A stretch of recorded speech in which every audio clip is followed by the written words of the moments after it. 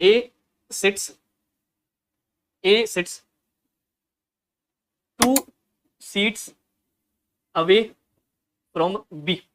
ठीक है जी, एक लैंग्वेज है। दूसरी लैंग्वेज है ए सिट्स उसी सेटअप में second to the left of B. Same equation में मैंने ये दो लाइनें दिख रही है मेरे को, सेम इक्वेशन में ये दोनों लाइनें लिखी हुई है, A sits 2 seats away from B. तो अगर आप नोट करें, जब ये सीट के बारे में बताना चाहता है तो उसने सीट अलग से मेंशन की है, और इस तरह की लैंग्वेज आपको पूरी पजल में बार बार रिपीट होती हुई दिखेगी। तो हमें इसका क्या मतलब निकालना है? इसका मतलब ये है ए और बी में एक सीट का फर्क है। वो सीट वेकेंट भी हो सकती है, उसमें पर्सन भी हो सकता है, वी डोंट नो, ये मतलब हुआ, या फिर लेफ्ट राइट कुछ भी हो सकता है, पर ये मतलब हुआ। अब बीच में सीट भी हो सकती है, वेकेंट भी हो सकता है, उससे कोई फर्क नहीं पड़ता। ठीक है, उसी सवाल में ये लैंग्वेज है A seat second to the left of B. तो इसका मतलब क्या है? इसका मतलब अब सीट नहीं है, इसका मतलब अब सीट होना जरूरी नहीं है, क्योंकि जब सीट स्पेसिफिक बात की जा रही थी तो अलग से सीट को मेंशन किया जा रहा था। तो इसका इंटरप्रिटेशन होगा, एक तो ये A seat second to the left of B, इसका इंटरप्रिटेशन होगा पर्सन का इंटरप्रिटेशन। कौन सा इंटरप्रिटेशन? पर्सन का। दूसरा ये भी हो सकता है dot vacant B, sorry vacant A. एक और इंटरप्रिटेशन हो सकता है बी वेकेंट पर्सन ए। ये तीन इंटरप्रिटेशन है इसके। A sit second to the left of B, यहां पर पर्सन का इंटरप्रिटेशन आप लेंगे। किसका? पर्सन का। नहीं तो जनरली हम A sit second to the left of B किस चीज का इंटरप्रिटेशन लेते हैं? सीट का लेते हैं, पोजीशन का ही लेते हैं।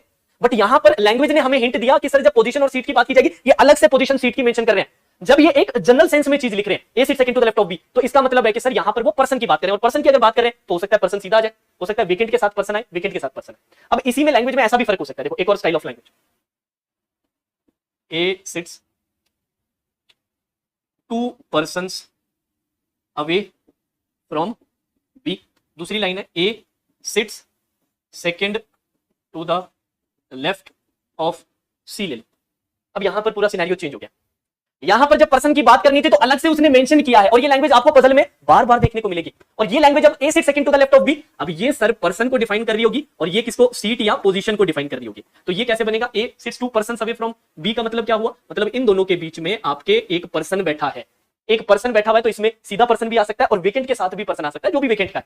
अब ये सीट और पोजीशन की बात है तो ये सिर्फ यही होगा, A sit second to the left of C, बात खत्म। अब ये बीच वाला सीट भी, ये वेकेंट भी हो सकता है, पर्सन भी हो सकता है, डज नॉट मैटर। आप लैंग्वेज सेम ही चीजें कैसे डिफरेंट इंटरप्रिटेशन दे रहे हैं बेस्ड ऑन कि सर पैराग्राफ की पजल की लैंग्वेज कैसी है। आप पकड़ पा रहे हैं पॉइंट को कि नहीं पकड़